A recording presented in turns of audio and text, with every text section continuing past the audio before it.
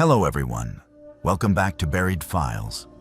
Today we set sail into uncharted waters with 8 of the most disturbing cruise ship horror stories that the maritime industry hoped would never surface. These are not tales of rough seas or seasickness, but encounters with terror that occurred thousands of miles from shore, where help was nothing more than a distant memory and escape was impossible. In international waters, beyond the reach of conventional law enforcement, passengers and crew members have faced horrors that would make even the bravest souls question their decision to leave dry land. These accounts have been carefully documented from incident reports, crew testimonials, and passenger statements that were quietly buried in corporate archives and maritime databases. Each story reveals a different kind of nightmare that can unfold when you are trapped on a floating city with nowhere to run. The names and specific ship details have been altered to protect those involved and to prevent further distress to the families affected by these harrowing events. If you are new to Buried Files, make sure to subscribe for weekly uploads of the most disturbing true horror content that authorities would rather keep hidden from the public. Hit that notification bell, because when darkness calls from the depths of the ocean, you will want to be the first to hear these buried truths that were never meant to see daylight. Captain Theodore Johnson has sailed through hurricanes, typhoons, and rogue waves in his 30-year career, commanding cruise ships across every major ocean route in the world.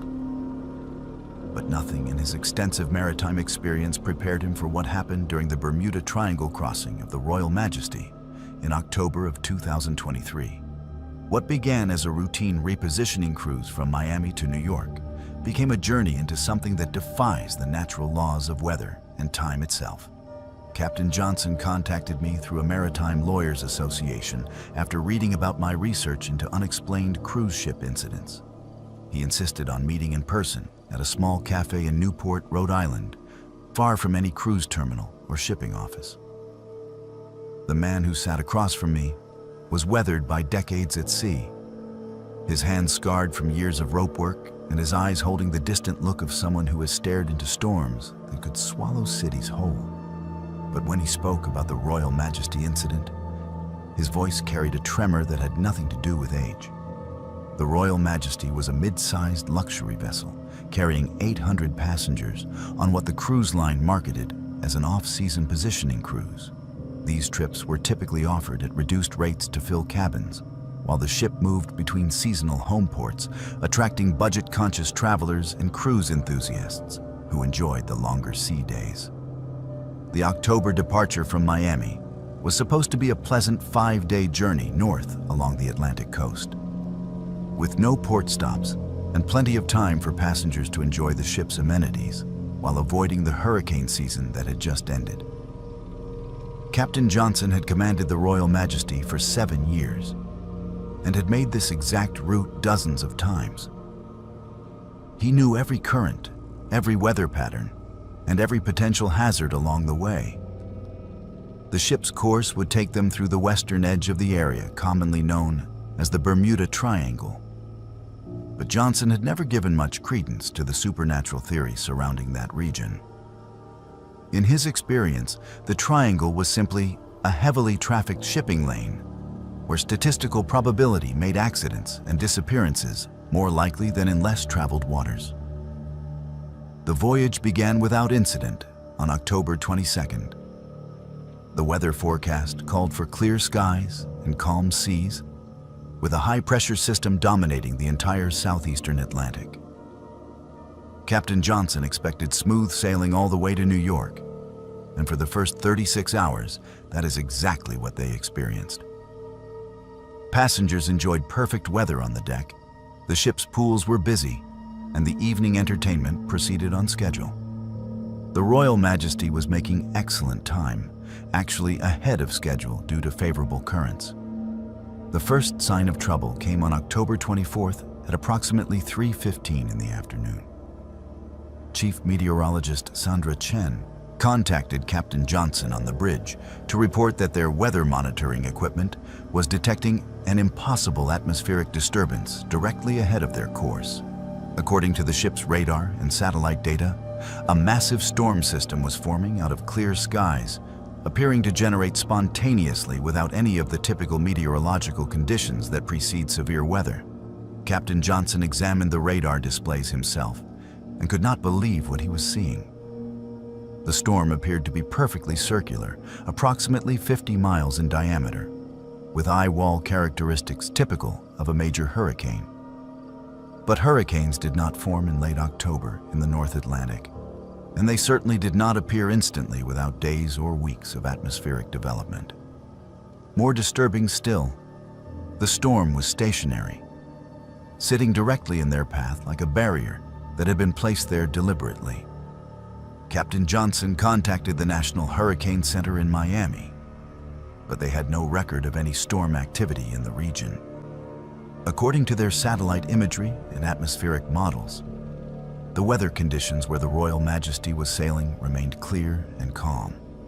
When Johnson described what his ship's instruments were detecting, the meteorologists suggested that the radar equipment might be malfunctioning, possibly picking up interference from military exercises or atmospheric anomalies. But the storm was real, and it was growing larger. As the Royal Majesty continued on course, the circular wall of clouds rose from the horizon like a mountain range made of vapor and electricity. The wind began to pick up, and the seas started to show the characteristic swells that precede major weather systems. Captain Johnson ordered the ship to reduce speed and contacted his corporate office to request permission to alter course and avoid the storm entirely. The response from the cruise line's operations center was immediate and non-negotiable. The Royal Majesty was already behind schedule on several upcoming cruises, and any delay that required them to miss their New York arrival time would cost the company hundreds of thousands of dollars in passenger compensation and port fees. Captain Johnson was ordered to maintain course and speed, with the assurance that the company's weather routing service showed no storm activity in the area. At 4:30 in the afternoon, the Royal Majesty entered the outer bands of the impossible storm. The wind increased to gale force within minutes, and the seas began building to heights that threatened the ship's stability. Captain Johnson had no choice but to implement severe weather protocols, securing all outdoor areas and ordering passengers to remain in their cabins. The ship's stabilizers were engaged to maximum capacity, but even with all systems operating properly, the Royal Majesty began experiencing the violent rolling motion characteristic of ships caught in major storms. What happened next was unlike anything Captain Johnson had experienced in 3 decades of maritime service. As the ship penetrated deeper into the storm system, the normal patterns of wind and wave began to behave in ways that violated basic meteorological principles. The wind would suddenly shift direction by 180 degrees without warning, creating cross seas that battered the ship from multiple directions simultaneously. Lightning struck the ocean surface continuously, not in the random patterns of normal storms, but in perfect geometric formations that seemed to follow the ship's movement through the water. Most disturbing of all, the storm appeared to be following them. When Captain Johnson attempted to alter course to escape the worst of the weather, the circular wall of clouds would shift position to maintain the Royal Majesty at its center. It was as if the ship had become trapped inside a moving cylinder of severe weather that pursued them regardless of their heading or speed. The storm's eye remained perfectly calm, but the wall clouds that surrounded them towered 30,000 feet into the atmosphere, creating a prison of wind and lightning that moved with them across the ocean. For 18 hours, the Royal Majesty sailed through conditions that should have torn the ship apart. Waves reaching 60 feet in height crashed over the upper decks, and wind speeds exceeded 120 miles per hour. The ship's communications equipment was repeatedly struck by lightning, cutting off all contact with the outside world. Emergency systems failed and were restored, failed again, and somehow continued to function despite being pushed far beyond their design limits. The passengers and crew experienced something even more unsettling than the severe weather conditions. Multiple people reported that their watches and clocks had stopped working, not from damage, but because time itself seemed to be behaving strangely within the storm. Some passengers claimed that they had been in their cabins for what felt like several days, while others insisted that only a few hours had passed since the storm began. The ship's chronometers, which are designed to maintain perfect accuracy regardless of weather conditions, showed different times throughout the vessel, as if each deck was experiencing time at a different rate. Captain Johnson's navigation equipment became completely unreliable within the storm. The GPS system showed the ship's position jumping randomly across hundreds of miles of ocean, sometimes indicating that they were in the middle of the Atlantic. Other times showing coordinates that placed them in the Gulf of Mexico or off the coast of Africa. The compass spun wildly, unable to find magnetic north, and the ship's inertial navigation system, which should have been unaffected by external conditions, provided readings that suggested they were traveling in multiple directions simultaneously. The most terrifying aspect of their experience was the realization that they were not alone in the storm. Through the lightning and driving rain, Captain Johnson and his bridge crew observed other vessels trapped in the same impossible weather system. Ships of different sizes and designs, some appearing to be modern cruise vessels while others looked like cargo ships or naval vessels from decades past. These ghostly ships would appear and disappear in the storm, sailing parallel courses through the same circular prison of weather, their lights visible through the rain like distant beacons from ships that should not have existed. On one occasion, Captain Johnson attempted to contact one of these phantom vessels using the ship's emergency radio frequencies. To his shock, he received a response from a captain who identified his ship as the SS Andrea Doria, the Italian ocean liner that had sunk in 1956 after colliding with another vessel off the coast of Nantucket.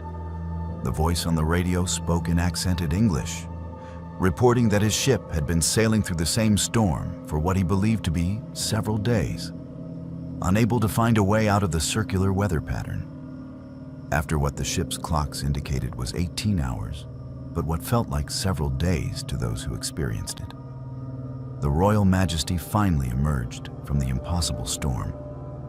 The transition was as sudden as the storm's initial appearance, with the ship sailing out of hurricane-force winds into perfectly calm seas and clear skies within the space of a few minutes. The storm continued to rage behind them, visible on the horizon as a perfect circle of dark clouds and lightning. But it no longer followed their movement across the water. When Captain Johnson was finally able to re-establish communication with the outside world, he discovered that the Royal Majesty had been missing for 3 days. The Coast Guard had launched a massive search and rescue operation, and the cruise line had been preparing to notify passengers' families that the ship was presumed lost at sea. According to every external observation, including satellite tracking and radar monitoring, the Royal Majesty had simply vanished from all detection systems for 72 hours before reappearing exactly on schedule at its original destination. The passengers and crew retained vivid memories of their experience in the impossible storm.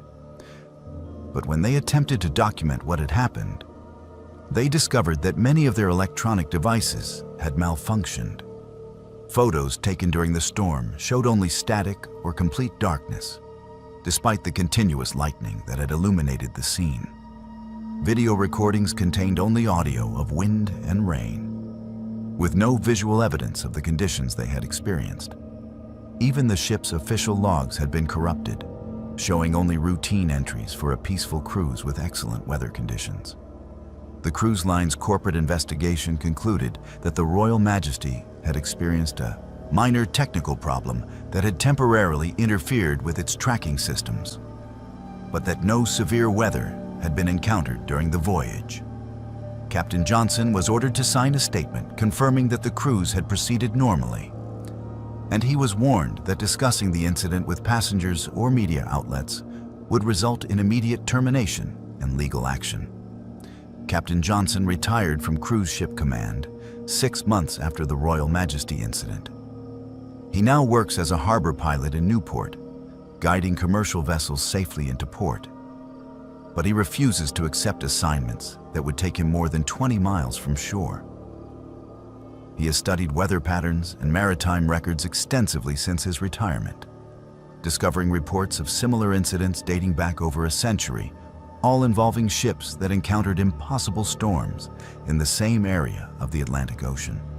The Royal Majesty continues to sail regular cruise routes, but Captain Johnson learned from former colleagues that the ship's officers have standing orders to avoid the Bermuda Triangle region entirely, regardless of weather conditions or scheduling requirements. The official reason given to passengers is that the route has been changed to provide better scenic views. But Captain Johnson knows the truth.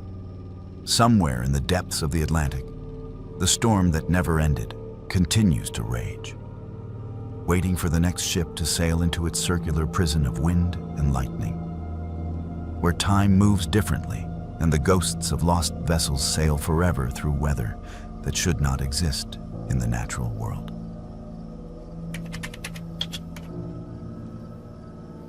Working the night shift on a cruise ship is not for everyone.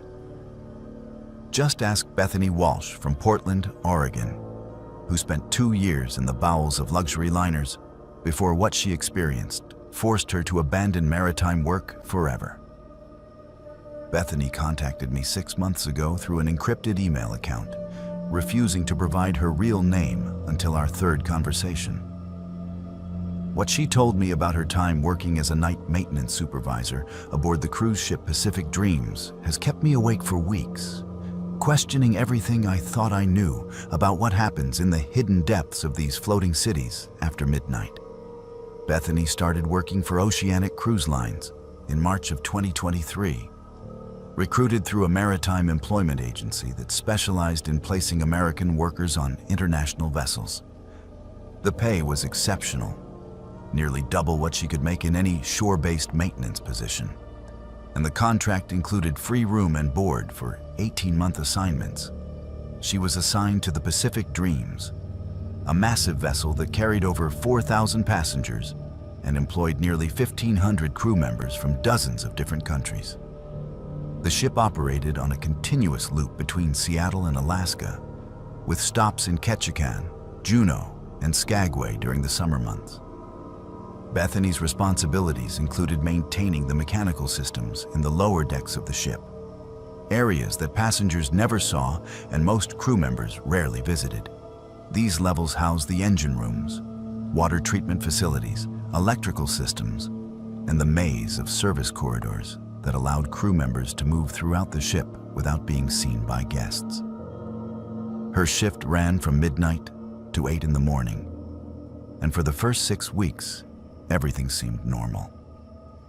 She would receive work orders through the ship's computer system, checking on ventilation systems, repairing plumbing issues, and ensuring that the machinery that kept the ship running operated smoothly throughout the night. The work was physically demanding, but straightforward, and Bethany appreciated the solitude of working while most of the ship slept.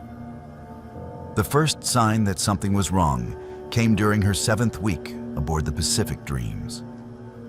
Bethany was performing routine maintenance in one of the lower engine compartments when she heard voices echoing through the ventilation system. At first, she assumed it was crew members from another department working late. But as she listened more carefully, she realized the voices were speaking in a language she did not recognize. More disturbing was the tone of the conversation, which sounded urgent, almost panicked, despite the fact that all ship systems were operating normally. Bethany followed the sound through the service corridors, trying to locate the source of the voices. The ship's lower levels were designed like a 3-dimensional maze, with narrow passages branching off in every direction and emergency lighting that cast eerie shadows on the metal walls. As she moved deeper into the ship's interior, the voices grew louder, but she could never seem to get close enough to identify where they were coming from. After 20 minutes of searching, the voices suddenly stopped. Bethany found herself in a section of the ship she had never seen before. Despite having studied the architectural plans extensively during her orientation, the corridor she was standing in was not marked on any of the ship's official layouts, and the walls were constructed from a different type of metal than the rest of the vessel. Most disturbing of all, the air in this section felt different, heavier somehow, and carried a smell that reminded her of deep ocean water. When Bethany tried to retrace her steps, she discovered that the passages she had used to reach this mysterious area had somehow changed. Corridors that should have led back to familiar sections of the ship instead opened onto rooms filled with machinery she did not recognize. After 2 hours of increasingly frantic searching, she finally found a stairwell that led back to the main engine deck, emerging near her original work location as if she had never left. The next morning, Bethany reported the incident to her supervisor, Chief Engineer Rodriguez, describing the strange voices in the unmarked section of the ship. Rodriguez listened to her account with a blank expression, then pulled up the ship's blueprints on his computer screen. According to the official plans, there was no corridor in the location Bethany described, and the entire lower level was accounted for in the ship's documentation. Rodriguez suggested that Bethany might have gotten turned around in the maze-like passages, a common experience for new crew members working the night shift alone. But Bethany knew what she had experienced, and over the following weeks, the strange incidents continued to escalate. She began hearing machinery operating in areas where no equipment should exist, following the sounds through service tunnels that seemed to reconfigure themselves each time she attempted to map their layout. On 3 separate occasions, she encountered crew members she did not recognize, wearing uniforms that bore the ship's logo but were cut from fabric that looked decades out of date. When she tried to speak to these individuals, they would respond in that same unknown language she had heard through the ventilation system, then disappear into passages that Bethany could never locate again. The most terrifying incident occurred during her 12th week aboard the Pacific Dreams. Bethany was performing a routine inspection of the water treatment facility when she discovered that one of the large filtration tanks was operating despite being officially offline for maintenance. The tank was sealed and locked, but she could hear the distinctive sound of water circulation and the hum of filtration equipment running at full capacity. According to the ship's computer system, the tank had been drained and shut down 3 days earlier for scheduled cleaning. Using her master maintenance key, Bethany unlocked the tank access panel and climbed down the metal ladder into the interior chamber. What she found inside defied all logical explanation.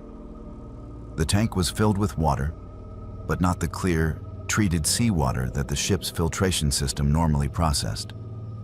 This water was dark, almost black, and thick with an oily substance that clung to the tank walls like paint. Floating in this viscous liquid were objects that Bethany initially mistook for pieces of debris. As her eyes adjusted to the dim emergency lighting inside the tank, she realized that the objects were personal belongings. Cruise ship identification bracelets, the plastic wristbands that passengers received when they boarded the ship, wallets and purses, some still containing identification cards and credit cards, jewelry, including wedding rings and expensive watches. Most disturbing of all, scattered throughout this collection of abandoned possessions, were crew uniforms from different cruise lines, some bearing company logos that Bethany recognized and others that she had never seen before. Bethany climbed out of the tank as quickly as possible and immediately called Chief Engineer Rodriguez on her radio. When he arrived 15 minutes later with 2 other senior staff members, the tank was empty and bone dry, exactly as it should have been for scheduled maintenance.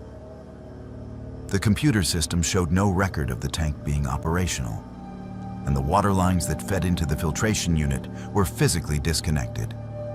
When Bethany insisted that she had seen the tank filled with contaminated water and personal belongings, Rodriguez ordered her to report to the ship's medical facility for a psychological evaluation.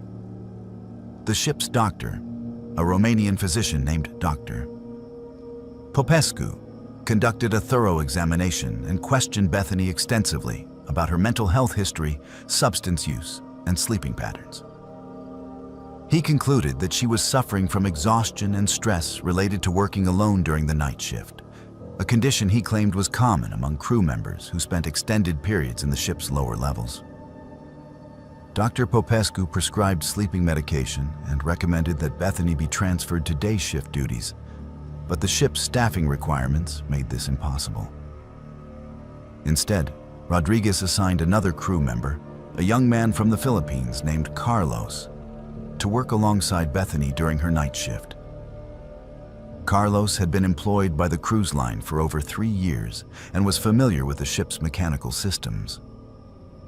For the first week of working together, the strange incidents seemed to stop entirely. Carlos was friendly and competent, and Bethany began to wonder if Dr. Popescu had been correct about her experiencing stress-related hallucinations. But during their second week working together, Carlos disappeared. Bethany was performing a routine check of the electrical systems on Deck 4 when she realized that Carlos had not responded to her radio calls for over an hour. She searched the areas where he was supposed to be working, following the maintenance schedule they had planned together, but found no sign of him. His tools were still laid out on a workbench in the engine room, and his radio was sitting beside them, but Carlos was nowhere to be found. Bethany contacted the ship's security department and reported Carlos missing. A comprehensive search was conducted throughout the ship, involving crew members from every department and lasting nearly 6 hours. They checked passenger areas, crew quarters, storage rooms, and every accessible section of the ship's mechanical systems. Security reviewed footage from every camera on the vessel, but found no evidence of Carlos leaving his assigned work area. According to the ship's computer records, his electronic keycard had not been used to access any doors or restricted areas since the beginning of their shift. Carlos was never found. The official report stated that he had likely fallen overboard while working near one of the ship's lower-level service ports, despite the fact that these areas were equipped with safety barriers and security alarms. The cruise line's corporate office launched an internal investigation, but concluded that Carlos had been careless and violated safety protocols. His family in the Philippines was notified of his death and received a settlement payment, but no body was ever recovered. After Carlos's disappearance, Bethany was once again assigned to work the night shift alone. But now, in addition to the strange voices and unexplained machinery sounds, she began experiencing something far more terrifying. She would encounter Carlos during her rounds, appearing in corridors and work areas just as he had when he was alive. At first, Bethany thought she was hallucinating, but Carlos would respond to her questions and provide information about maintenance issues that only he could have known. These encounters with the ghostly Carlos led Bethany to a horrific realization about the nature of her experiences aboard the Pacific Dreams. The mysterious crew members she had been encountering, the ones wearing outdated uniforms and speaking in unknown languages, were not living people.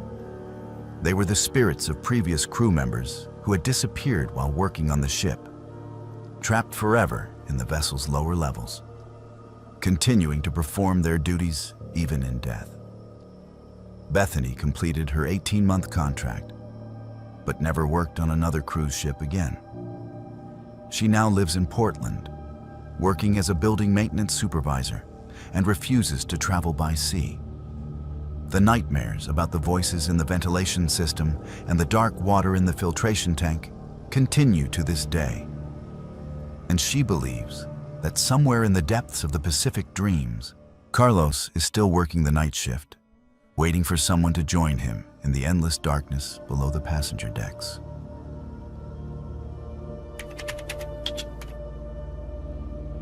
3 months ago, Detective Marcus Rivera from Miami PD contacted me about a case that still keeps him awake at night. What he shared with me was not just another missing person report, but something that challenges everything we understand about what can happen to someone aboard a floating city thousands of miles from shore. Marcus had been investigating maritime crimes for over 15 years, but nothing in his experience had prepared him for the disappearance of Jennifer Walsh aboard the cruise ship Atlantic Majesty in September of last year. Jennifer was a 32-year-old marketing executive from Denver who had saved for 3 years to take her dream vacation. She boarded the Atlantic Majesty in Fort Lauderdale on September 15th, bound for a 10-day Caribbean cruise that would take her to St. Thomas, Barbados, and Cozumel. She was traveling alone, which the cruise staff noted during boarding, assigning her to cabin 8247 on the 8th deck. Jennifer had specifically requested a balcony room with an ocean view, telling the booking agent that she wanted to watch the sunrise every morning from her private space. The first 3 days of the cruise passed without incident. Jennifer attended the welcome party, participated in trivia nights, and even won a small prize in the ship's casino. She was friendly, but kept mostly to herself, spending her evenings reading on her balcony and taking photographs of the sunset. The ship's photographer captured several images of her during formal dinner nights, showing a woman who appeared relaxed and genuinely enjoying her vacation. Nothing about her behavior suggested distress or any intention to harm herself. On the 4th night, as the ship sailed between St. Thomas and Barbados, Jennifer attended the captain's dinner in the main dining room. She was seated at a table with 6 other passengers, including an elderly couple from Wisconsin and a family from Texas. According to the other diners, Jennifer was in good spirits, discussing her plans to visit the botanical gardens in Barbados and showing everyone photos from her phone of the previous port stops. She finished her meal around 9:30 in the evening and mentioned to her table mates that she was going to get some fresh air on her balcony before bed. The ship's security cameras tracked Jennifer's movements through the corridors as she returned to her cabin at 9:45 that night. The electronic keycard system recorded her entering room 8247 at 9:47.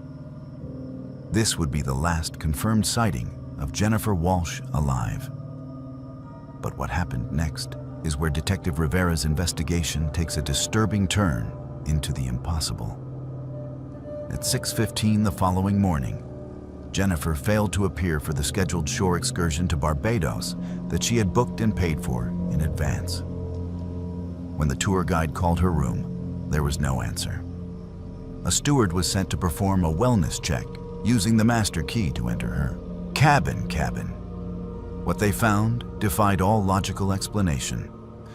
Jennifer was gone, but her belongings remained exactly as if she had simply stepped out for a moment.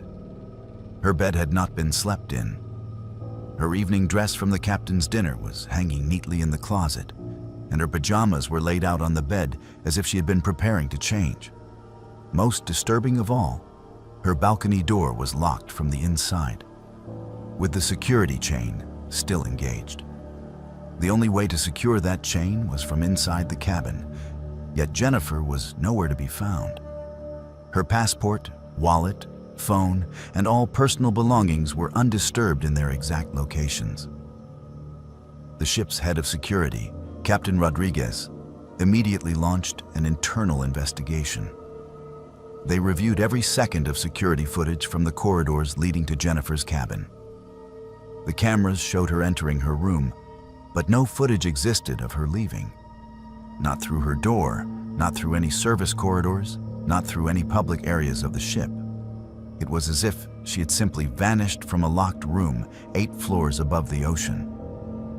Detective Rivera became involved when the ship returned to Fort Lauderdale and the case was reported to local authorities. He had handled numerous cruise ship incidents before, mostly involving passengers who had fallen overboard or taken their own lives. But Jennifer's case was different. There was no evidence of struggle, no signs of distress, and no possible way she could have left her cabin without being detected by the ship's extensive surveillance system. The investigation revealed even more disturbing details. The ship's computer logs showed that Jennifer's keycard had been used to enter her cabin at 9:47 p.m., but there was no record of the card being used again. The balcony door's electronic sensors indicated it had been opened briefly at 10:15 p.m., presumably when Jennifer stepped outside for air. But the door's logs showed it was securely locked from the inside by 10:20 p.m. and never opened again. The most unsettling discovery came when Detective Rivera examined the ship's passenger manifest and crew records. According to the ship's official documentation, Jennifer Walsh had never been on board the Atlantic Majesty. Her name appeared nowhere in the computer systems. Despite the fact that her credit card had been charged for the cruise, her luggage had been delivered to her cabin, and multiple passengers and crew members had interacted with her. When Rivera demanded to see the boarding footage, he was told that the cameras had malfunctioned during the boarding process on September 15th. The cruise line's corporate office claimed they had no record of Jennifer's booking, despite the fact that Rivera had copies of all her confirmation emails and receipts. When he contacted the passengers who had shared her dinner table, they all confirmed that Jennifer had been there, had spoken with them, and had shown them photographs on her phone. But when Rivera asked to see any photos they might have taken during the dinner, every single image that should have included Jennifer showed empty space where she had been sitting. Detective Rivera's investigation took another bizarre turn when he attempted to contact Jennifer's family in Denver. According to her emergency contact information, she lived with her sister Maria Walsh. But when Rivera called the number, the woman who answered had never heard of Jennifer Walsh. She had been living alone in the apartment for over 5 years and insisted no one named Jennifer had ever lived there. The address on Jennifer's identification led to an apartment that had been vacant for months.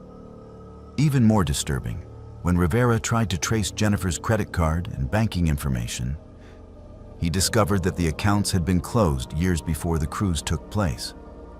Her social security number belonged to a woman who had died in 2018. Her driver's license was valid, but the DMV had no record of issuing it. Every piece of identification Jennifer had used to board the ship appeared to be legitimate, but none of it could be traced back to a real person.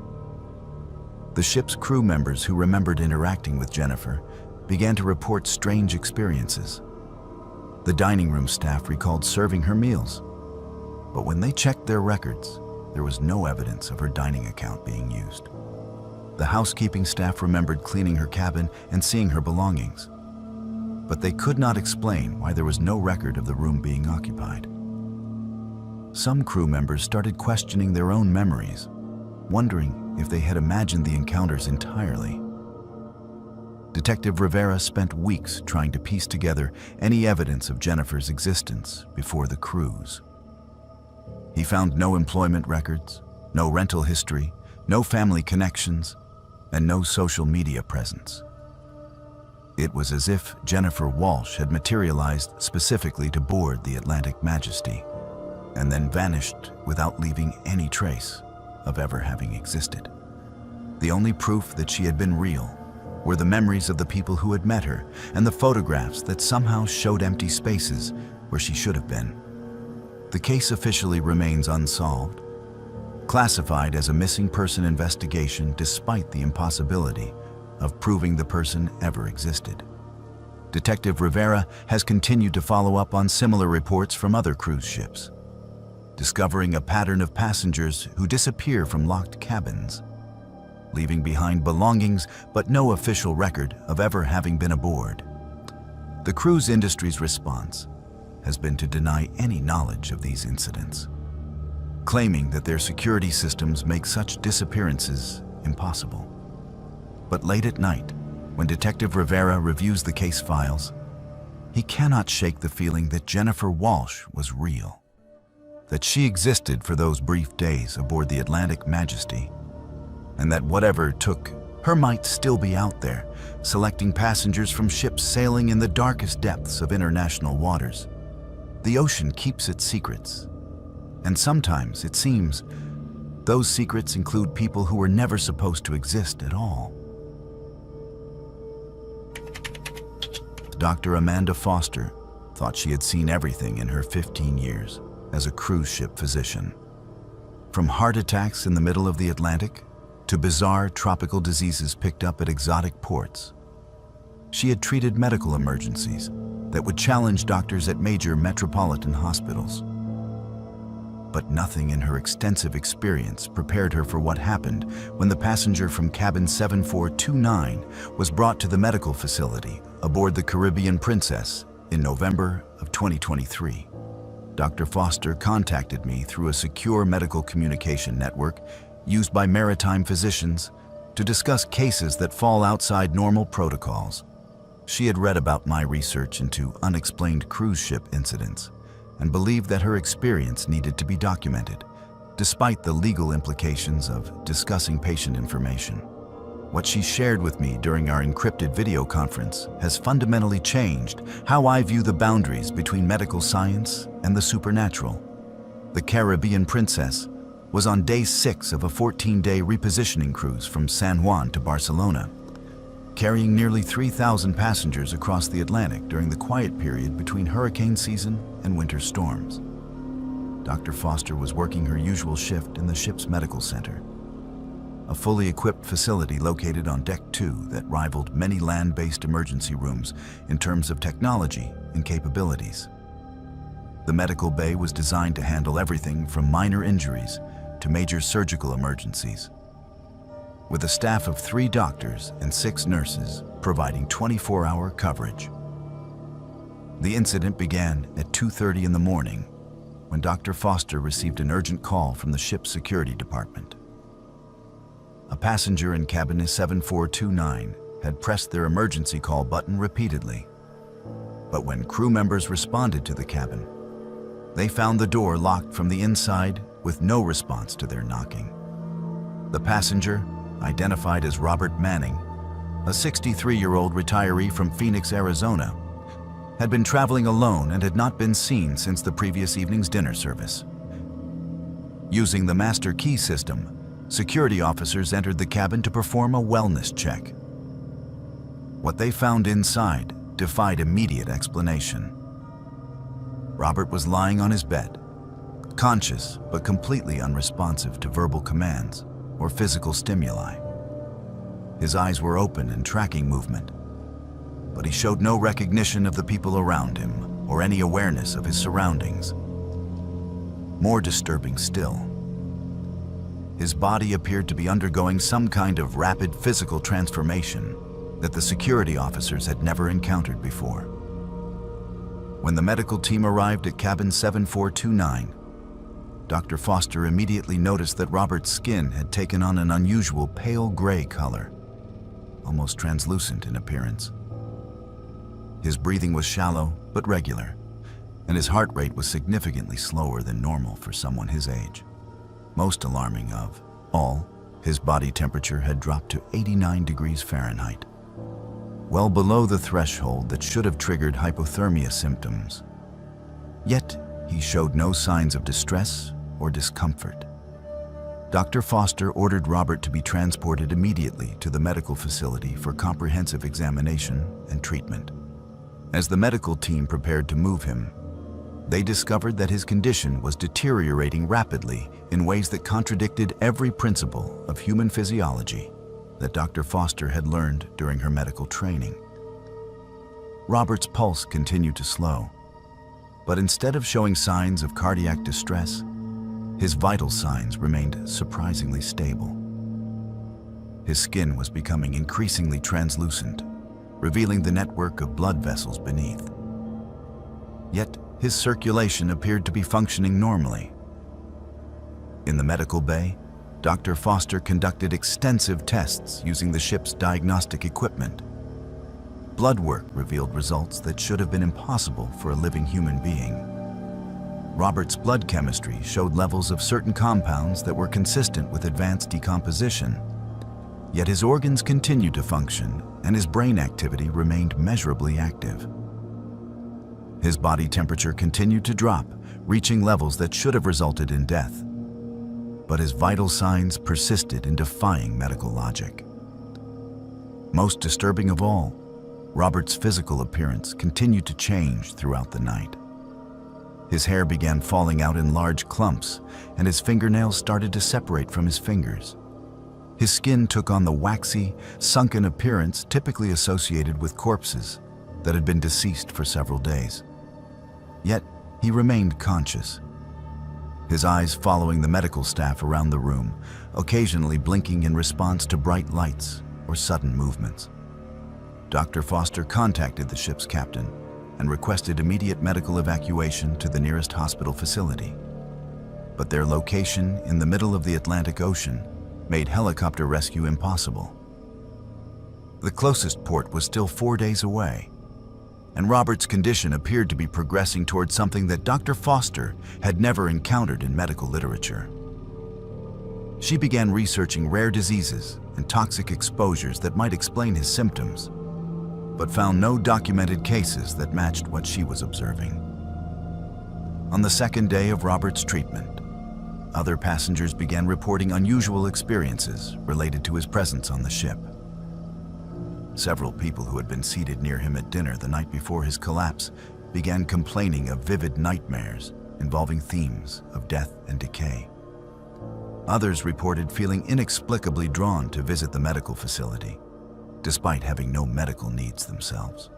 Most unsettling of all, passengers staying in cabins near 7429 began experiencing unexplained phenomena, including temperature drops, strange odors, and the sensation of being watched by invisible presences. Dr. Foster ordered Robert to be isolated in the medical facility's quarantine room, concerned that his condition might be contagious despite the lack of evidence for any known infectious disease. But even in isolation, his influence on the ship's passengers continued to manifest in increasingly disturbing ways. The medical staff began experiencing fatigue and disorientation during their shifts, and several nurses reported having dreams about Robert's condition that were so vivid they felt like memories of events that had not yet occurred. On the third day, Robert's transformation reached a critical stage. His body had taken on the complete appearance of a corpse that had been deceased for weeks. Yet he remained conscious and responsive to external stimuli. His pulse had slowed to barely detectable levels, and his breathing became so shallow that it could only be measured with sophisticated monitoring equipment. Dr. Foster realized that she was witnessing something that challenged the fundamental definitions of life and death. The most terrifying moment came when Robert began to speak for the first time since his collapse. His voice was barely a whisper, but the words he spoke were in languages that none of the medical staff recognized. Dr. Foster recorded his vocalizations and later consulted with linguistics experts who identified fragments of ancient dialects that had been extinct for centuries. Robert seemed to be recounting events and describing places that could not possibly be part of his personal experience. As the ship approached its scheduled stop in the Azores, Dr. Foster made preparations to transfer Robert to a hospital facility on the island where more advanced diagnostic equipment might provide answers to his impossible condition. But on the morning of their arrival in port, she discovered that Robert's bed in the quarantine room was empty. The monitoring equipment showed that his vital signs had simply stopped at 4:17 a.m., but there was no body to be found. The search for Robert's remains consumed the entire medical facility and security staff for hours. Every compartment, storage area, and possible hiding place was examined, but no trace of him could be found. The bed where he had been lying showed no evidence of decomposition or bodily fluids that should have been present if he had died in the normal manner. His hospital gown was folded neatly on the bed, as if he had simply undressed and walked away, despite his condition making such movement physically impossible. The most disturbing discovery came when Dr. Foster reviewed the security footage from the quarantine room. The cameras showed Robert lying motionless on the bed throughout the night, with no indication of any change in his condition or position. But at 4:17 a.m., the exact moment when his monitoring equipment registered the cessation of vital signs, the video feed showed only an empty bed, as if Robert had never been there at all. The ship's computer systems showed no record of Robert Manning ever having been aboard the Caribbean Princess. His cabin assignment, meal charges, and medical records had all been erased from the database, despite Dr. Foster's detailed documentation of his case. When she contacted the cruise line's corporate medical office to report the incident, they insisted that no passenger matching Robert's description had been on the ship during the voyage. Dr. Foster kept copies of all medical records and test results from Robert's case. But when she attempted to analyze them later, she discovered that the blood samples and tissue specimens she had collected showed no anomalies.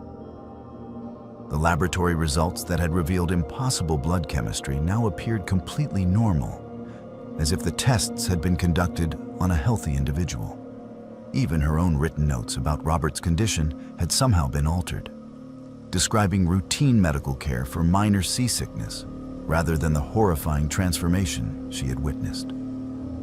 6 months after the Caribbean Princess incident, Dr. Foster resigned from cruise ship medical service and returned to practice in a land-based hospital. She now works in emergency medicine in Houston, Texas, where she has not encountered any cases that challenge the natural laws of life and death. But she continues to research maritime medical anomalies, discovering reports from other ship doctors who have treated patients whose conditions defied medical explanation. Dr. Foster believes that something about the isolation and unique environment of cruise ships creates conditions where the boundaries between life and death become permeable. She theorizes that certain passengers may be vulnerable to influences that exist in the vast emptiness of the deep ocean, forces that can alter human physiology in ways that medical science cannot yet understand or explain. Whatever happened to Robert Manning in the medical facility of the Caribbean Princess, Dr. Foster is certain that he was not the first passenger to undergo such a transformation, and he will not be the last.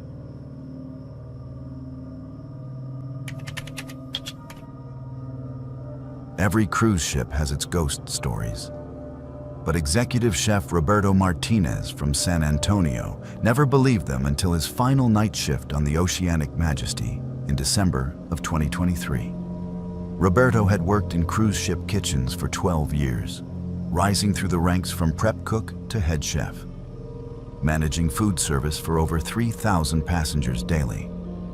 He had heard every maritime superstition and galley ghost tale from crew members around the world, dismissing them all as the product of isolation, exhaustion, and too much time spent in the windowless depths of massive ships. But what he experienced in the main dining room during the early hours of December 15th changed his perspective on what might linger in the spaces where thousands of people have eaten, celebrated, and said their final goodbyes to the sea. Roberto contacted me through a culinary professionals network after hearing about my research into unexplained cruise ship phenomena. He was reluctant to share his story initially, concerned about the impact on his reputation in the tight-knit cruise industry, where word of unusual behavior travels quickly between ships and companies. But the events he experienced aboard the Oceanic Majesty had haunted him for months, disrupting his sleep and forcing him to question his rational understanding of the world. During our conversation, conducted over secure video chat from his new position at a landlocked restaurant in Texas, Roberto spoke with the precision of someone who has spent years managing complex operations under pressure. But his hands trembled slightly when he described the supernatural encounters that ended his maritime career. The Oceanic Majesty was a luxury vessel operating 7-day Caribbean itineraries from Fort Lauderdale, carrying a passenger capacity of 350,200 people with a crew of over 1,000. Roberto oversaw food service in the ship's 3 main dining rooms, managing a team of 45 chefs, cooks, and food service assistants who prepared and served nearly 10,000 meals daily. The main dining room, located on Deck 5, was an elegant space that could seat 800 guests simultaneously, featuring crystal chandeliers, formal table settings, and a carefully orchestrated dinner service that ran like clockwork every evening of the cruise. December had been an unusually busy month for the Oceanic Majesty, with back-to-back sailings carrying holiday travelers seeking to escape winter weather and celebrate the season in tropical waters. Roberto's team had been working extended hours to accommodate special holiday menus, themed dinner events, and the increased demand that came with full passenger capacity. By the time the ship departed Fort Lauderdale on December 10th for what would be Roberto's final cruise, both he and his staff were exhausted from weeks of intensive food service operations. The first indication that something unusual was happening came on December 13th during the ship's sea day between Cozumel and Nassau. Roberto was conducting his routine late-night inspection of the dining room facilities, checking that all equipment had been properly cleaned and secured after the evening service. The main dining room should have been completely empty and dark except for emergency lighting, with all tables cleared and chairs stacked for overnight cleaning. But as Roberto entered the dining room at approximately 2:15 in the morning, he immediately noticed that something was wrong with the atmosphere in the space. The dining room felt different than it should have during the quiet hours after midnight. There was a sense of occupancy, as if the space was still filled with diners, despite being completely empty and dark. Roberto could smell food aromas lingering in the air, not the usual odors of cleaning chemicals and sanitized surfaces, but the rich scents of prepared meals, fresh bread, and fine wine that typically filled the room during dinner service. More unsettling still, he could hear the faint sounds of conversation and dining activity echoing from the empty space. Too quiet to understand, but clear enough to suggest that hundreds of people were enjoying their meals at tables that showed no sign of recent use. Roberto checked the lighting controls and ventilation systems, thinking that a malfunction might explain the unusual sensory experiences he was having. But all equipment was operating normally, and the dining room's environmental controls showed standard readings for temperature, humidity, and air circulation. The sounds of phantom dinner conversation continued as he moved through the empty space, seeming to come from different areas of the dining room, but always remaining just beyond his ability to locate the source. As Roberto continued his inspection, he began to notice visual anomalies that challenged his understanding of what he was observing. Tables that appeared empty from a distance seemed to show the shadows of place settings when he approached them directly, as if invisible guests were seated and enjoying their meals. Chair positions would shift slightly when he was not looking directly at them, suggesting that unseen diners were adjusting their seating throughout their phantom meal service. Most disturbing of all, Roberto began to see brief glimpses of movement in his peripheral vision, figures that appeared to be elegantly dressed passengers moving through the dining room, but vanished whenever he turned to look at them directly. The supernatural activity in the main dining room intensified over the following 2 nights.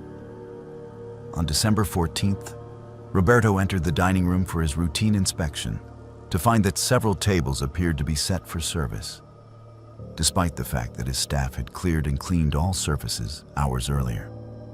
Fine china, crystal stemware, and silver cutlery were arranged in perfect formal place settings, complete with cloth, napkins, and fresh flower centerpieces that had not been there during the evening's dinner service. When Roberto examined these mysterious table settings more closely, he discovered that the dinnerware bore the crests and logos of cruise lines that had not operated ships for decades.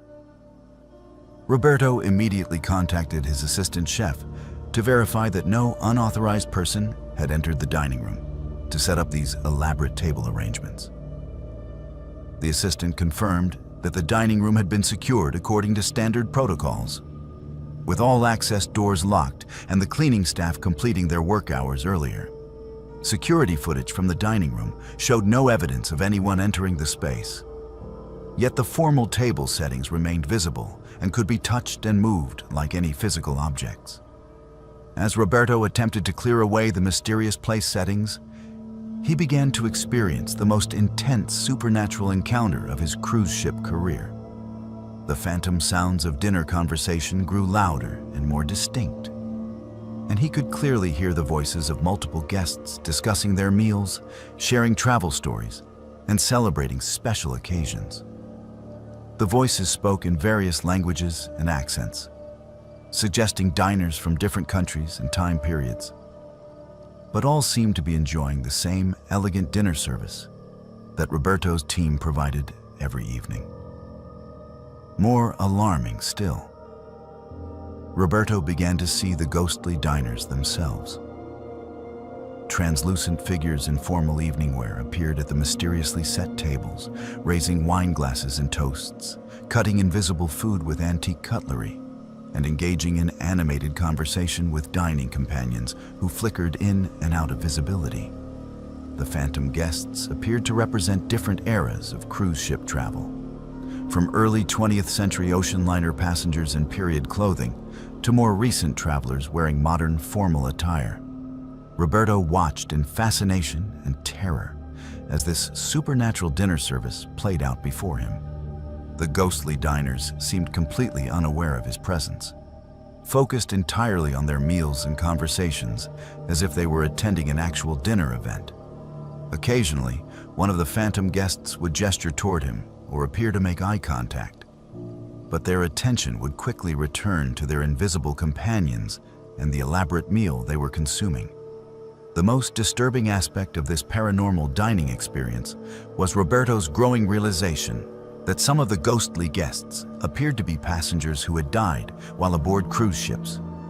Through his years of maritime service, Roberto had heard stories of passengers who suffered heart attacks, strokes, or other fatal medical emergencies during their vacations. And he began to recognize some of the phantom diners from descriptions he had heard of deceased passengers from various cruise lines and ships. On his final night aboard the Oceanic Majesty, December 15th, Roberto entered the main dining room to find the supernatural dinner service in full swing. Every table was occupied by ghostly diners, the air filled with the sounds of conversation, laughter, and clinking cutlery. The phantom guests were dressed in formal attire from different time periods, creating a surreal scene that spanned decades of cruise ship history. Crystal chandeliers that had been dimmed for the night were blazing with light, illuminating the spectral gathering with warm, golden radiance that should not have been possible with the electrical systems in their current configuration. As Roberto stood in the doorway, watching this impossible scene, one of the ghostly diners, an elderly woman in 1950s evening wear, turned toward him and gestured for him to approach her table. Against his better judgment, Roberto walked toward the phantom guest, drawn by a compulsion he could not resist. The elderly woman spoke to him in a voice that seemed to come from across decades, telling him that she had been waiting years for someone who could see and hear the eternal dinner service that continued every night in the main dining room. The ghostly woman explained that she and the other phantom diners were passengers who had died while aboard various cruise ships, but their spirits had been drawn to continue the elegant dining experiences that had brought them such joy during their final voyages. The main dining room of the Oceanic Majesty, she said, had become a gathering place for these culinary spirits, where they could recreate the formal dinner services that represented the height of luxury travel and social celebration. Roberto listened to the phantom woman's explanation while surrounded by dozens of ghostly diners who continued their eternal meal service. She told him that cruise ship dining rooms accumulate the emotional energy of thousands of passengers who celebrate special occasions, anniversaries, and life milestones over elaborate meals, and that this positive energy creates a supernatural magnetism that draws the spirits of deceased passengers back to continue their dining experiences in the afterlife. When Roberto finally left the main dining room that night, the supernatural dinner service was still in progress, with phantom guests raising toasts and sharing meals that existed only in the realm of memory and spirit. He completed his shift and disembarked the Oceanic Majesty the following morning, never to work aboard another cruise ship again. The official records showed no unusual incidents during the voyage, and the dining room security cameras recorded only empty tables and darkened spaces during the hours when Roberto witnessed the ghostly dinner service. Roberto now works as executive chef at a prestigious restaurant in San Antonio, where the dining room empties completely after closing time and remains silent until morning. But he continues to research maritime supernatural phenomena, discovering reports from other cruise ship food service managers who have encountered similar phantom dining experiences in main dining rooms around the world. He believes that cruise ships, with their combination of formal dining traditions and the emotional intensity of vacation experiences, create unique conditions where the spirits of passengers can return to continue celebrating the meals that brought them happiness during their final journeys at sea.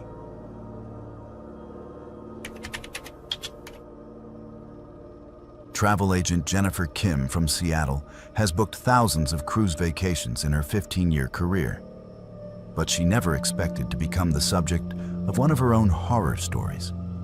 Jennifer specializes in luxury cruise packages for clients seeking premium ocean experiences, and she prides herself on personally inspecting the ships and accommodations she recommends to ensure the highest quality service. In January of 2024, she boarded the Mediterranean Star for a familiarization cruise designed to give travel professionals first-hand experience with the ship's amenities and service standards. What she encountered in the passenger staterooms during that 7-day voyage through the Western Mediterranean challenged everything she thought she knew about identity, reality, and the nature of human existence itself. Jennifer contacted me through a secure travel industry communication platform after reading about my research into unexplained cruise ship phenomena. She was initially hesitant to share her experience, concerned about the potential impact on her professional reputation and client relationships.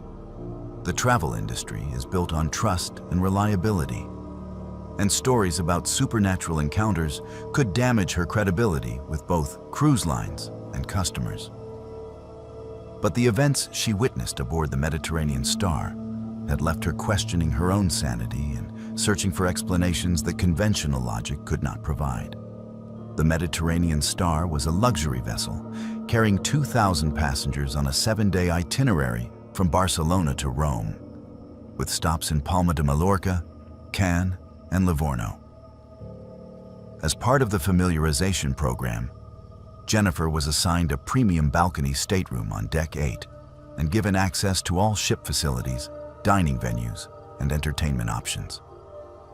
The goal was to experience the cruise from a passenger's perspective while gathering detailed information about amenities, service quality, and overall guest satisfaction that she could share with potential clients. For the first 3 days of the cruise, everything proceeded exactly as Jennifer expected from a high-end luxury vessel. The ship's service was impeccable, the dining options were exceptional, and her stateroom exceeded the standards she typically recommended to clients.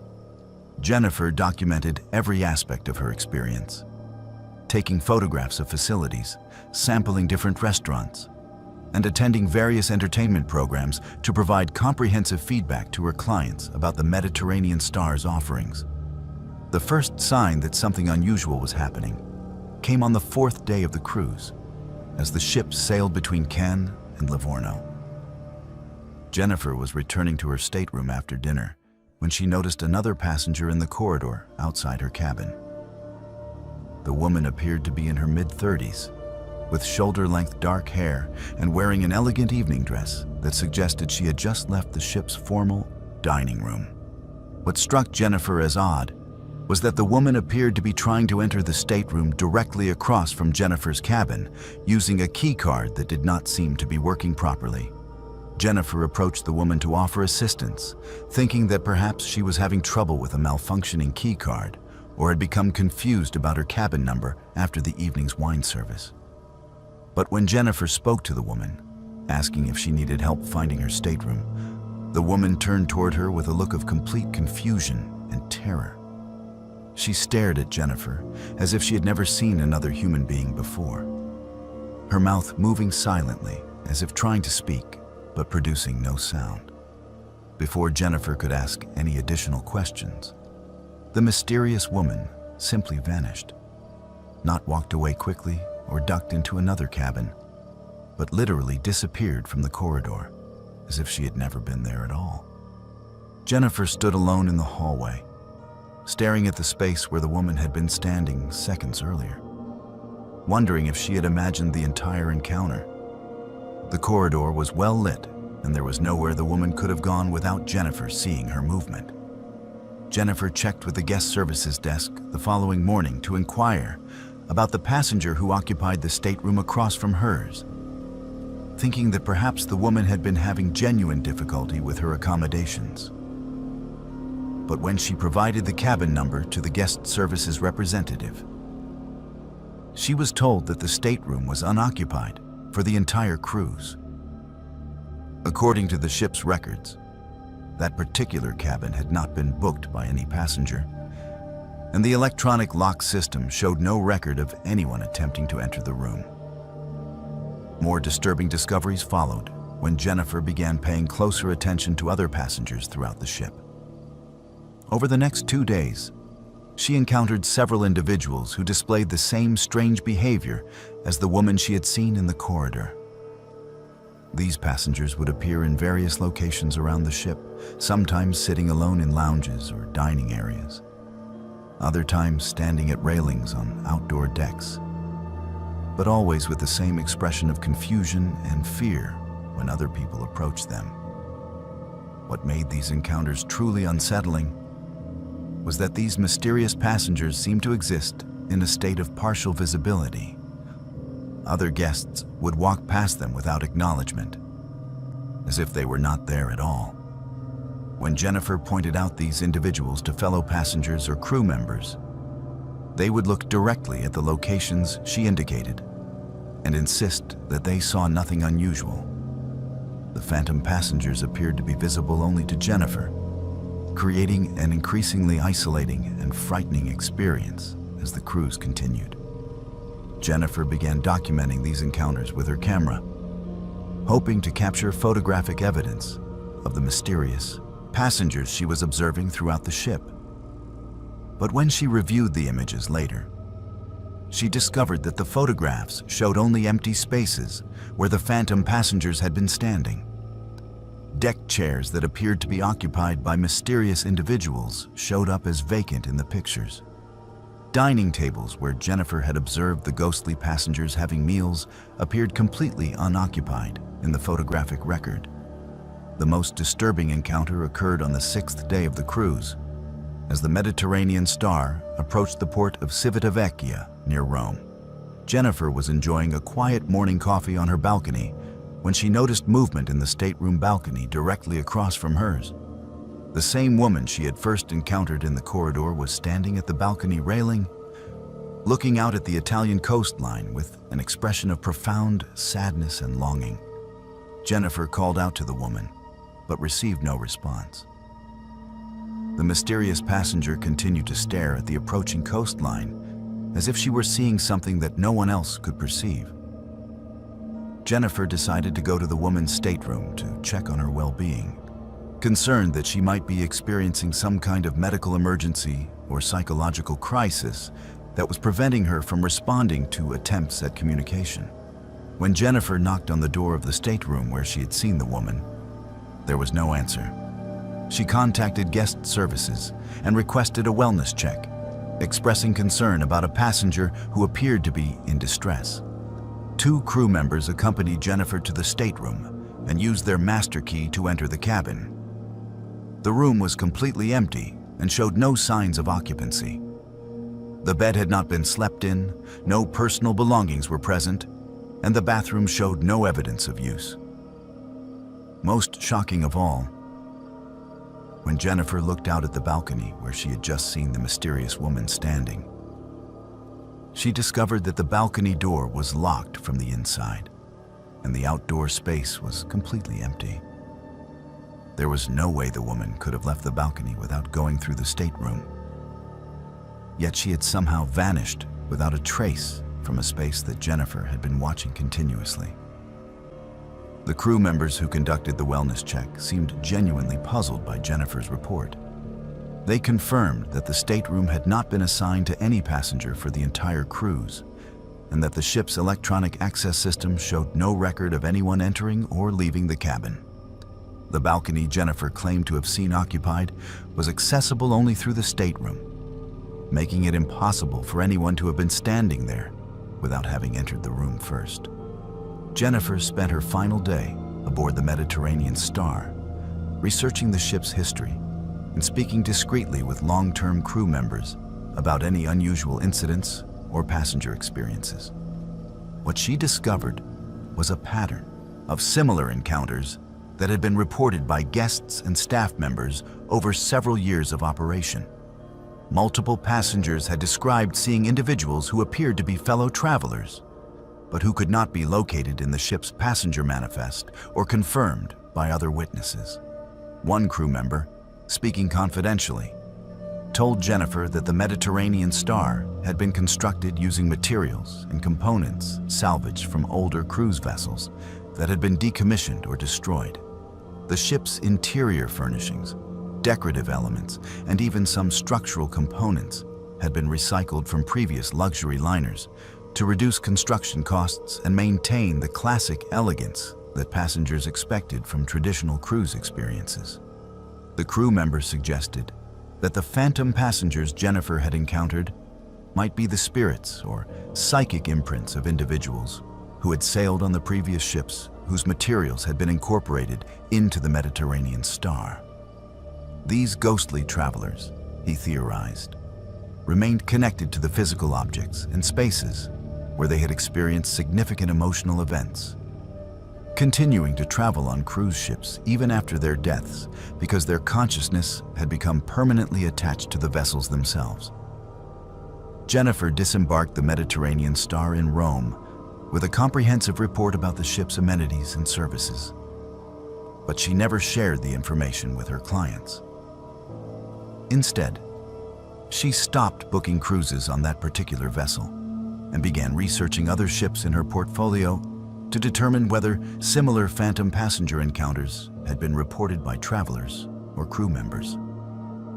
Her investigation revealed a disturbing pattern of ships throughout the cruise industry, where passengers reported seeing individuals who did not officially exist according to manifest records.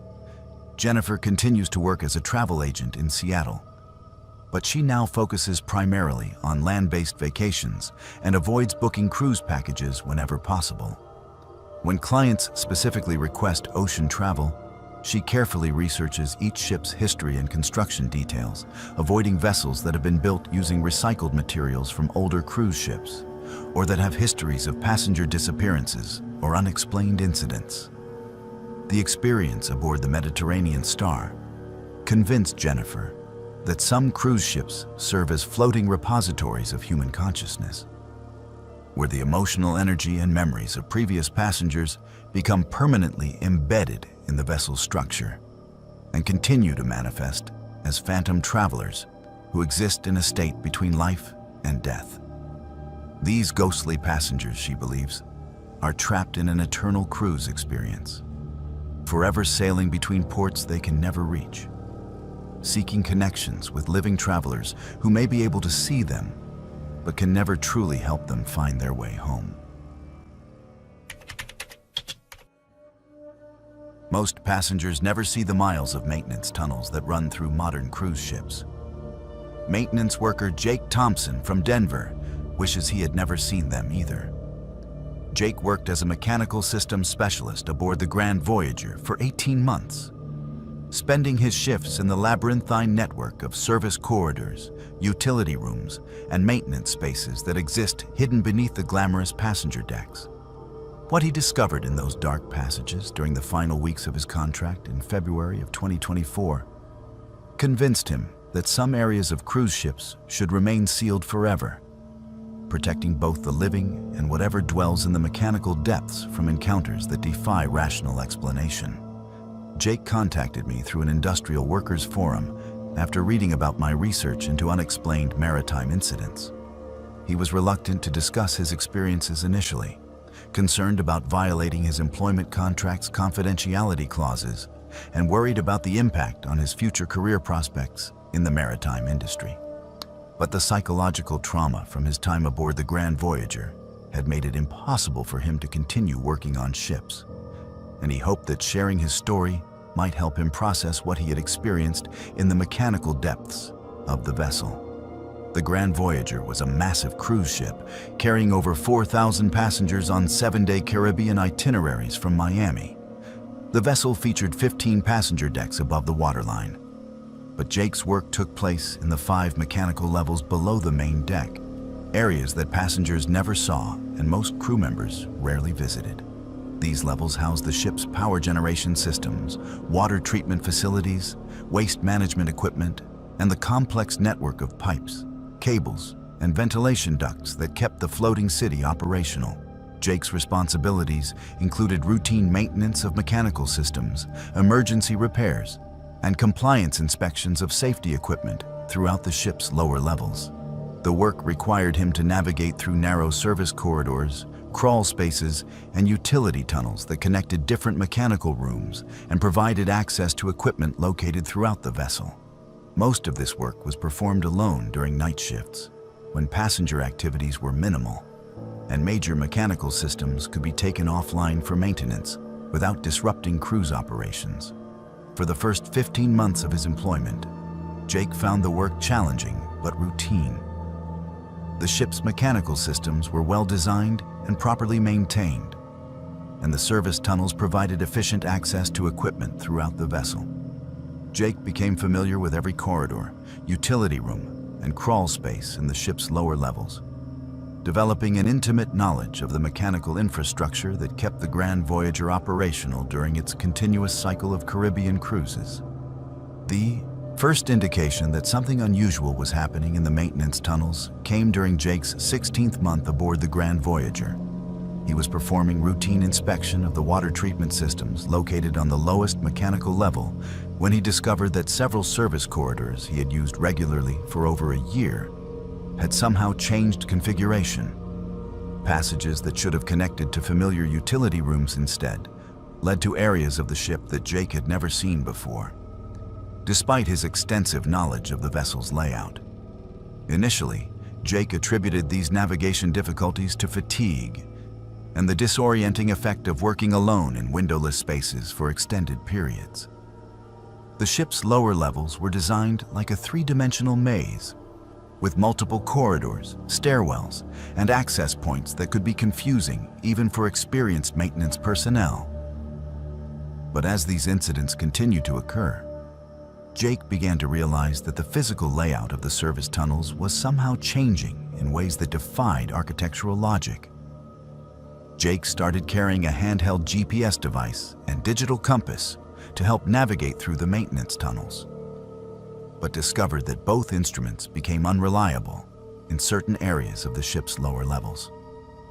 The GPS would lose satellite signal despite being designed to work in enclosed spaces, and the compass would spin wildly or point in directions that contradicted the ship's known orientation. Most disturbing of all, Jake began encountering service corridors and utility rooms that did not appear on any of the ship's architectural plans or maintenance diagrams.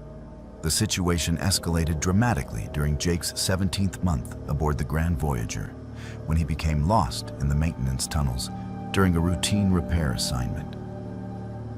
He had entered a familiar service corridor to access a water pump that required replacement, following a route he had used dozens of times before. But when he attempted to return to the main mechanical level after completing the repair, Jake discovered that the corridor no longer led back to the familiar areas of the ship. For over 6 hours, Jake searched through service tunnels and utility rooms, trying to find his way back to the main mechanical areas. The passages seemed to reconfigure themselves as he moved through them, with corridors leading to dead ends or looping back on themselves in impossible geometric patterns. His radio communications with other crew members became increasingly distorted the deeper he went into the unfamiliar areas, until he lost contact entirely with the outside world. During his extended navigation through the changed tunnels, Jake began encountering evidence of other people who had been in these areas before him. He found personal belongings scattered throughout the service corridors, including tools, identification badges, and personal items that belonged to crew members from different cruise lines and time periods. Some of the items appeared to be decades old, suggesting that people had been getting lost in these maintenance tunnels for years without anyone reporting their disappearances. Most disturbing of all, Jake began hearing voices echoing through the ventilation system and service corridors. The voices spoke in different languages and seemed to belong to people who were lost, confused, and calling for help. Jake tried to follow the sounds to locate other crew members who might be trapped in the maze-like tunnels. But the voices always seemed to be coming from areas just beyond his reach, leading him deeper into sections of the ship that became increasingly unfamiliar and threatening. When Jake finally found his way back to the main mechanical level, nearly 8 hours after he had entered the service corridor for what should have been a 30-minute repair job, he discovered that no one had reported him missing. According to the ship's work log and his supervisor's records, Jake had completed his assigned repair and returned to the main maintenance area exactly on schedule. The digital timestamp on his completed work order showed that he had been gone for only the expected half hour, despite his personal experience of being lost for most of his shift. Jake reported the incident to his supervisor, describing his experience of becoming lost in unfamiliar service tunnels and finding evidence of other crew members who might be trapped in the ship's lower levels. But when they reviewed the ship's architectural plans and conducted an inspection of the areas Jake described, they found only the familiar network of service corridors and utility rooms that had been part of the ship's original design. There were no unexplored areas, no evidence of missing crew members, and no explanation for Jake's reported experience of being lost for hours in passages that should have been completely familiar to him. The supervisor suggested that Jake might be experiencing stress-related disorientation from working alone in enclosed spaces for extended periods, a condition that occasionally affected maintenance personnel on long cruise assignments. Jake was scheduled for a psychological evaluation and temporarily reassigned to day shift duties with other crew members. But the changes did not stop his encounters with the mysterious areas of the ship's maintenance systems. During his final month aboard the Grand Voyager, Jake continued to experience incidents where familiar service corridors would lead to unfamiliar areas of the ship. But now, instead of becoming lost himself, he began encountering other maintenance workers who appeared to be trapped in the maze-like tunnel system.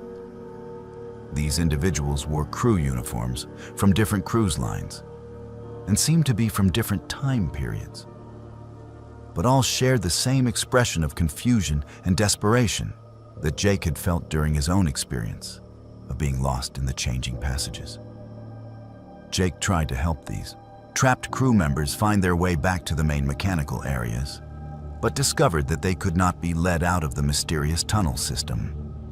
When Jake attempted to guide them through service corridors that should have led to familiar areas of the ship, the passages would reconfigure themselves to prevent their escape. The trapped workers seemed to be permanently caught in a shifting labyrinth that existed within the ship's maintenance infrastructure, unable to find their way back to the world of the living crew and passengers. The most terrifying encounter occurred during Jake's final week aboard the Grand Voyager, when he discovered a section of the maintenance tunnels that contained dozens of crew members from different cruise lines and time periods, all trapped in the maze-like passage system. Some appeared to have been there for years, wearing uniforms from cruise lines that had ceased operations decades earlier.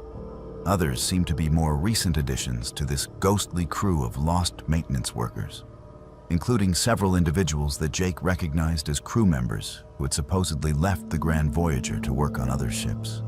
Jake realized that the maintenance tunnels of the Grand Voyager had become a supernatural trap that captured maintenance workers and kept them imprisoned in an ever-changing maze of service corridors and utility rooms. The trapped crew members continued to perform their maintenance duties in this parallel version of the ship's infrastructure, working endlessly to maintain equipment that existed only in the supernatural realm, while their physical bodies disappeared from the world of the living. When Jake completed his contract and left the Grand Voyager, he discovered that several crew members who had worked in the ship's maintenance department during his time aboard had been reported as having left for positions on other vessels, but had never actually arrived at their new assignments. These workers had simply vanished from the maritime employment system, leaving no trace of their whereabouts or their fate in the supernatural labyrinth beneath the passenger decks. Jake now works as a building maintenance supervisor in Denver, avoiding any employment opportunities that would require him to work alone in enclosed spaces or underground areas. He has researched other reports of missing maintenance workers on cruise ships and discovered a disturbing pattern of crew members who disappear from mechanical areas and are never seen again. Jake believes that certain cruise ships, particularly older vessels, or those built using recycled materials from decommissioned ships, contain supernatural spaces that exist parallel to the normal ship infrastructure, trapping maintenance workers in an eternal cycle of labor in the hidden depths where no passenger will ever venture to discover their fate. Travel blogger Sarah Mitchell from Nashville documented everything during her solo cruise aboard the Atlantic Explorer in March of 2024, right up until the ship arrived at a port that should not exist. Sarah's travel blog had gained a following of over 50,000 readers who relied on her detailed reviews of cruise ships, destinations, and travel experiences around the world. She prided herself on thorough documentation, photographing every aspect of her journeys and providing comprehensive guides that helped other travelers plan their own adventures. But the final entry in her blog from the Atlantic Explorer cruise contained revelations that challenged everything she thought she knew about reality, time, and the nature of ocean travel itself. Sarah contacted me through an encrypted messaging service after discovering my research into unexplained cruise ship phenomena. She had been reluctant to publish her final blog post about the Atlantic Explorer voyage, concerned that readers would question her credibility and mental stability. The events she experienced during the cruise's final day had left her questioning her own sanity. But the photographic evidence she collected provided disturbing confirmation that something impossible had occurred.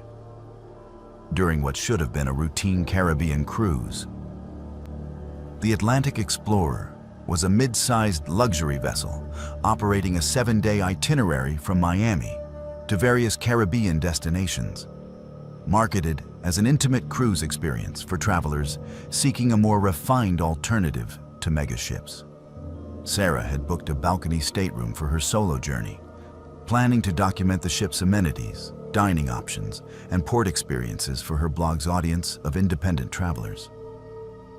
The cruise was scheduled to visit Nassau, Half Moon Cay, and Costa Maya before returning to Miami on March 21st. For the first 6 days of the cruise, everything proceeded exactly as advertised in the ship's marketing materials. Sarah documented elegant dining experiences, photographed the ship's sophisticated decor, and wrote detailed reviews of the service quality and entertainment options. Her daily blog posts attracted enthusiastic comments from readers who were considering booking similar cruises, and Sarah was pleased with the comprehensive content she was creating about the Atlantic Explorer experience. The first sign that something unusual was happening came on the morning of March 20th, as the ship was scheduled to arrive at its final port of Costa Maya, Mexico. Sarah woke early to photograph the sunrise from her balcony, a routine she had followed throughout the cruise. But instead of the familiar coastline of Mexico's Yucatan Peninsula that she had researched extensively in preparation for the port visit, Sarah observed a landmass that did not match any of the geographical features she expected to see. The coastline visible from the ship appeared to be much more mountainous than the flat terrain of Costa Maya, with volcanic peaks rising dramatically from the ocean and thick tropical vegetation covering steep hillsides that descended directly into deep blue water. More puzzling still, the architectural structures visible along the shoreline looked nothing like the modern resort developments and archaeological sites that should have been present at Costa Maya. Instead, Sarah observed what appeared to be ancient stone buildings with distinctive architectural styles that reminded her of pre-Columbian civilizations, but constructed on a scale and with a level of sophistication that exceeded anything she had seen in her extensive travels through Central America. Sarah immediately checked her location using her smartphone's GPS application, but discovered that the device was unable to determine their position. The GPS showed only error messages indicating that satellite signals were not available, despite the clear weather conditions and open ocean environment where such signals should have been easily accessible. Her phone's compass spun wildly and provided no consistent directional information, making it impossible to determine the ship's orientation relative to known geographical landmarks. When Sarah contacted the guest services desk to inquire about their arrival location, she was told that the ship was arriving at Costa Maya exactly as scheduled in the cruise itinerary. The staff member she spoke with seemed genuinely confused by her questions about the mountainous coastline, insisting that Costa Maya was well known for its beautiful beaches and flat terrain. When Sarah described the volcanic peaks and ancient architecture she was observing from her balcony, the staff member suggested that she might be looking at cloud formations or distant weather systems that were creating optical illusions. But Sarah's photographs told a different story. The images she captured from her balcony clearly showed a coastline that bore no resemblance to the Costa Maya region of Mexico. The volcanic mountains were clearly defined against the sky, and the stone structures along the shoreline showed intricate architectural details that could not be dismissed as natural formations or optical effects. Most intriguing of all, the ancient buildings appeared to be inhabited, with smoke rising from cooking fires and small boats moving between the shore and what appeared to be a substantial harbor facility. As the Atlantic explorer approached this mysterious port, Sarah observed other ships anchored in the harbor that did not match the typical commercial and cruise vessels she expected to see at a modern Mexican port. Some of the vessels appeared to be historical ships from different time periods, including sailing ships that looked like they belonged in maritime museums and steamships that had not been in active service for decades. Other ships in the harbor had designs that Sarah could not identify, featuring architectural elements and propulsion systems that seemed both ancient and impossibly advanced. When the Atlantic explorer docked at the mysterious port, Sarah disembarked with the other passengers to explore what she initially assumed was an undiscovered or misidentified destination that would provide unique content for her travel blog. But the experience of walking through the port facility immediately revealed that this was not simply an unfamiliar Caribbean location. The stone buildings she had observed from the ship were indeed ancient, but they showed no signs of weathering or decay that would be expected from pre-Columbian archaeological sites. Instead, they appeared to be actively maintained and occupied by people who seemed to represent different historical periods and cultures.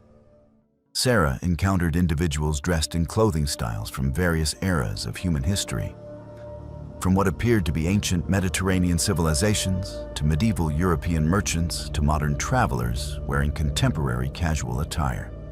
These diverse groups of people moved through the port facility as if such temporal and cultural mixing were completely normal, conducting business transactions, sharing meals at outdoor markets, and engaging in social interactions that suggested they all belonged to the same community despite their obviously different origins.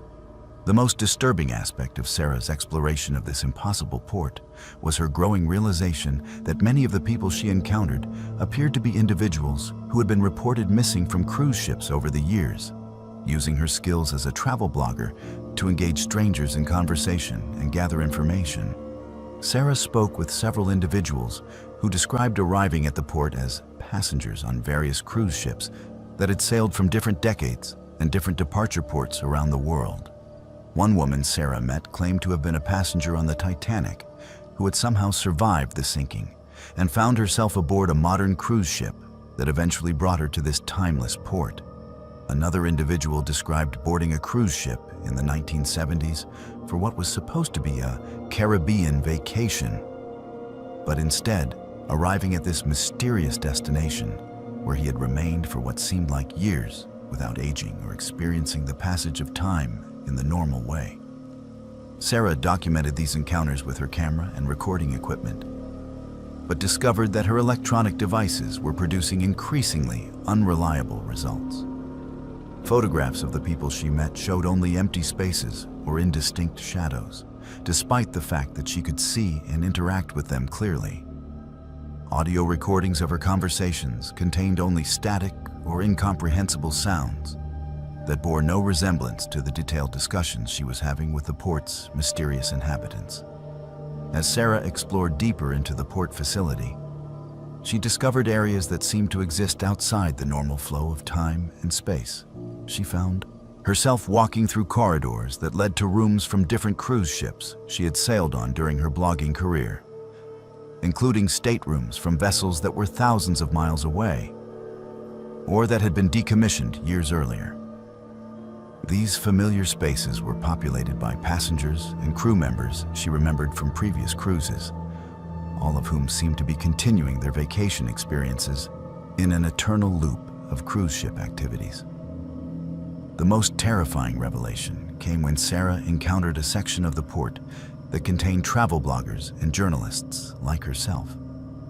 Individuals who had been documenting cruise experiences when they somehow became trapped in this timeless destination.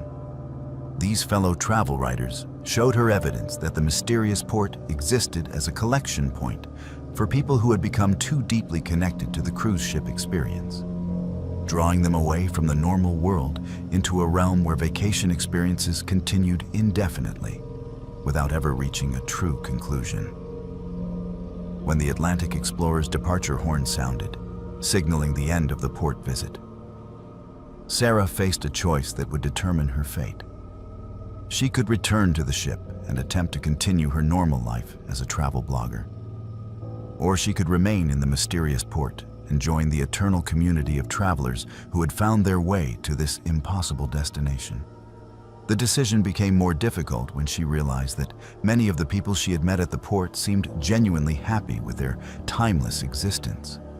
Existence free from the concerns and responsibilities of the modern world. Sarah chose to return to the Atlantic Explorer, but the journey back to Miami proceeded in ways that defied her understanding of geography and time. The ship seemed to sail through multiple different ocean environments, passing islands and coastal regions that did not appear on any maps she had studied. The other passengers aboard the ship appeared to have no memory of visiting the mysterious port, instead describing a normal day at Costa Maya, visiting beaches and shopping for souvenirs at typical tourist attractions. When Sarah reviewed the photographs and notes from her final port visit, she discovered that most evidence of her experience had been altered or erased. Pictures that had shown the ancient architecture and impossible harbor now displayed typical beach scenes from Costa Maya. Her written notes describing the timeless port had been replaced with standard travel observations about Mexican coastal tourism. Even her blog's server logs showed no evidence that she had attempted to upload content about the mysterious final destination. Sarah published one final blog post about the Atlantic Explorer cruise, providing conventional reviews of the ship's amenities and standard descriptions of the scheduled port visits. But she never boarded another cruise ship instead focusing her travel blog on land-based destinations where ports of call exist on maps, and the people she meets remain in the photographs she takes. She continues to research reports of cruise passengers who have disappeared during port visits, discovering a pattern of individuals who vanish while exploring destinations that cannot be found on any chart of the world's oceans, places where the boundary between vacation fantasy and eternal reality has been permanently erased.